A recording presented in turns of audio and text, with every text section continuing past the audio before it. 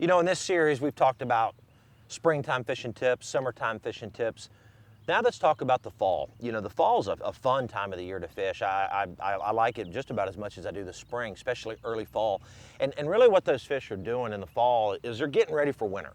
And what bass do is they really key in on the bait fish. And so the biggest tip for fall fishing is find the bait.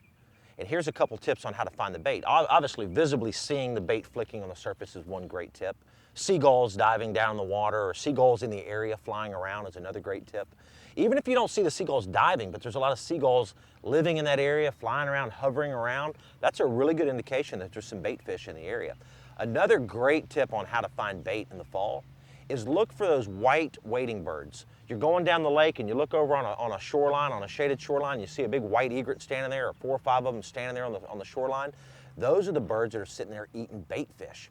And a lot of times I'm driving down the lake in the fall and I see those birds. I'll run in right there on that shoreline and pick up a white spinnerbait or a squarebill crankbait and start fishing. And I'm amazed at how many fish I actually catch and how many great places I find in the fall by just looking for birds. Now, bait choice or lure choices. You know, in the fall, you know, I like to fish with baits that imitate a shad, a white-based bait. So again, a buzz bait. I fish a buzz bait all year long. First thing in the morning, a white buzz bait's awesome. Then a white swimming jig is really good.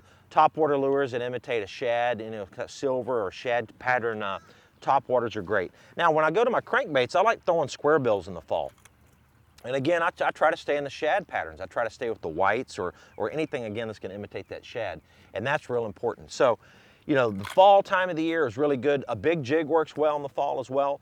But again, key on bait. Try to find the bait fish and use those tips I just gave you on how to find them. And if you do that, you'll catch a lot of fish.